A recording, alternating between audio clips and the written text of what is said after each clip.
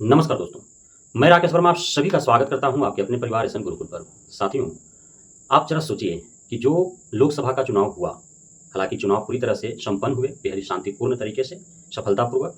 हम निर्वाचन आयोग और पूरे भारतवर्ष के पुलिस प्रशासन का धन्यवाद ज्ञापन करते हैं। लेकिन जो सांसदीय का चुनाव लड़ने वाले जितने भी उम्मीदवार थे, जो जीते वो भी, जो हारे वो भी, यदि निर्वाचन आयोग के द्वारा चुनाव की घोषणा के उपरांत जो पूर्व से सांसदीय का चुनाव लड़ने के लिए जो योग्यता निर्धारित किए गए, उसमें यदि सुधार और संशोधन कर दिया जाता और नए योग्यता के नियम थोप दिए जाते, तब उन उम्मीदवारों पर क्या बीतता।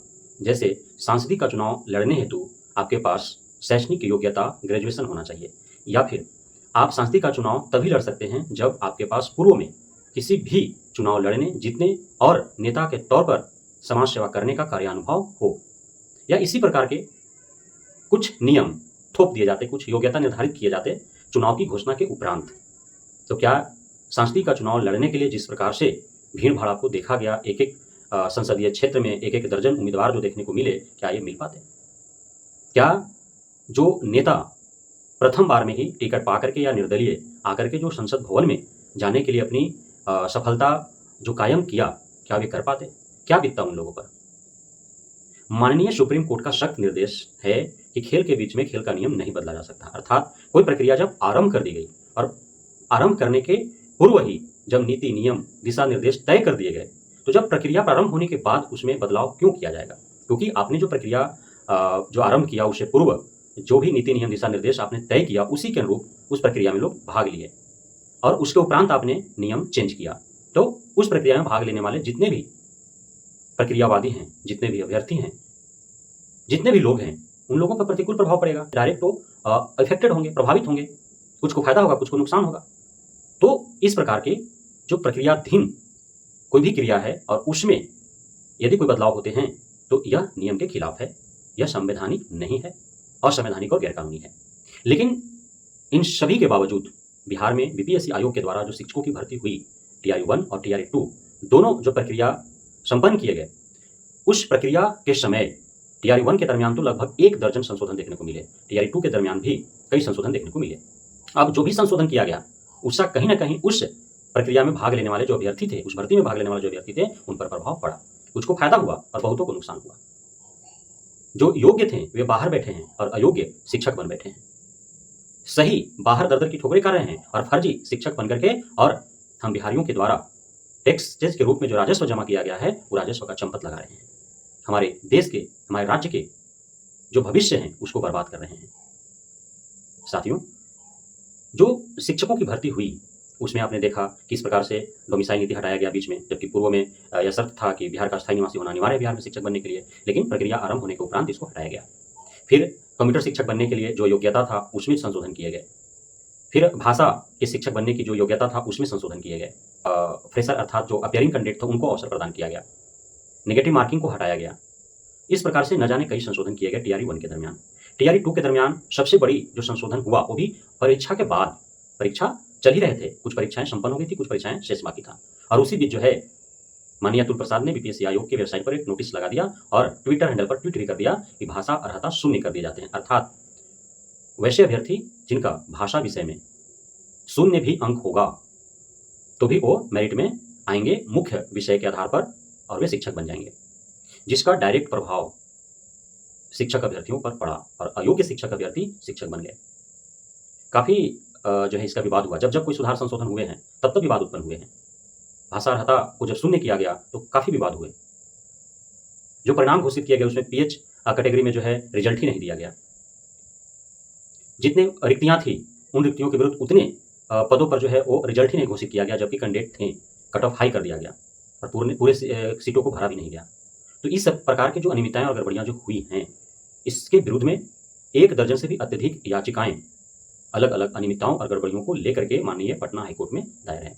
और आप देख पा रहे हैं किस प्रकार से सुनवाइयां माननीय कोर्ट के द्वारा हो रहा है, और माननीय कोर्ट का जो निर्णय आ रहा है, जो फैसला आ रहा है, जो ऑर्डर और ऑब्जर्वेशन जो आ रहे हैं, वो अभ्यर्थियों के पक्ष में आ रहे हैं। अर्थात जो पीड़ित अभ्यर्थी हैं, उनके पक्ष में आ रहे हैं। चाहे दूसरे राज्यों के महिला शिक्षक अभ्यर्थियों का 90 अंक वाली सीटेट का बात हो।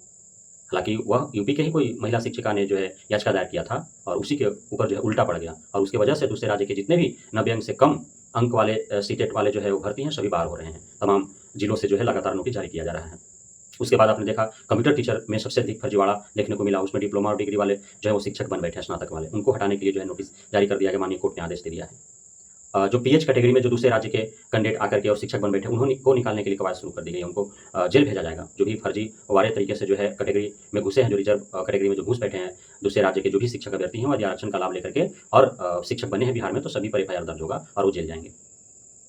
आरटीआई जो लगाया गया उसमें यह खुलासा हुआ है कि 11वीं-12वीं के इतिहास विषय में जितने शिक्षकों की भर्ती हुई है उसमें 31 ऐसे शिक्षक शिक्षिका हैं जिनका भाषा में 9 अंक से कम अंक था। अब बताइए, भाषा में 30 अंक में से मात्र 9 अंक लाने थे और वह भी वो नहीं ला पाए और शिक्षक बन गए। तो क्या वे शिक्षक योग्य हैं? और जबकि वैसे काफी शिक्षक जो भाषा में भी अच्छे अंक लाए और जो मुख्य विषय था पेपर 1 था उसमें भी अच्छे अंक लाए, लेकिन अब उनको मेरिट से बाहर कर दिया गया।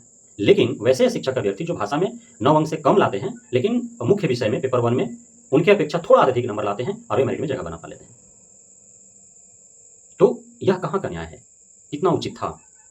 तो अब आरटीआई के माध्यम से ये सारे खुलासे हो रहे हैं और खुलासे होने के बाद पूरा बवाल खड़ा हो गया है। अब डर सताने लगा है टीआरई 1 और टीआरई 2 के माध्यम से बने नवनियुक्त शिक्षकों के दिलो दिमाग में। उनके अंदर भ्रम और संशय उत्पन्न हो गया है कि इतने जब अनियमितताएं और गड़बड़ियां हुई हैं जिसका खुलासा बारंबार हो रहा है, तो कहीं ऐसा ना हो कि पूरा भर्ती ही रद्द करने का आदेश माननीय कोर्ट दे दे। हालांकि इसकी उम्मीदें काफी कम है, लेकिन इतना तो तय है कि जिस प्रकार से अतुल प्रसाद और के पाठक ने खेल खेला है, इससे कहीं ना कहीं सबसे अत्यधिक जो नुकसान हुआ है वो बिहार के अस्थायी शिक्षक अभ्यर्थियों का नुकसान हुआ है। और इसीलिए छात्र संघ संगठन, शिक्षक संघ संगठन बारंबार मांग कर रहे हैं कि टीआरई 1 और टीआरई 2 का या तो रिवाइज रिजल्ट जारी किया जाए या फिर जितने रिक्तियां उत्पन्न हो रही है किसी भी प्रकार से शिक्षकों के छंटने के बाद उन सारी रिक्तियों पर सप्लीमेंट्री रिजल्ट जारी करके और जो डेट ऑफ बर्थ के कारण छठे 2 अंकों से जो पीछे रह गए हैं उन सभी को अवसर प्रदान किया जाए, शिक्षक बनने का उनको मौका दिया जाए, तभी जाकर के न्याय मिल पाएगा बिहार के शिक्षक अभ्यर्थियों को। अन्यथा की स्थिति में यह समझा जाएगा कि जानबूझ करके के पाठक और अतुल प्रसाद के द्वारा बिहार के अस्थायी शिक्षक अभ्यर्थियों का कत्ल किया गया है।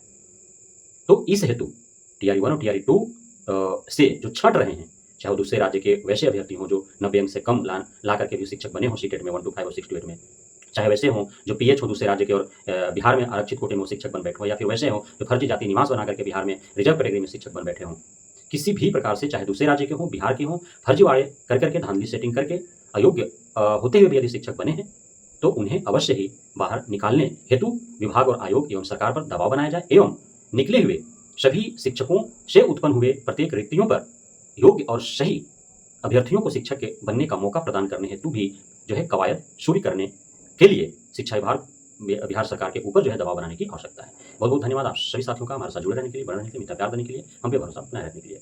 जय हिंद।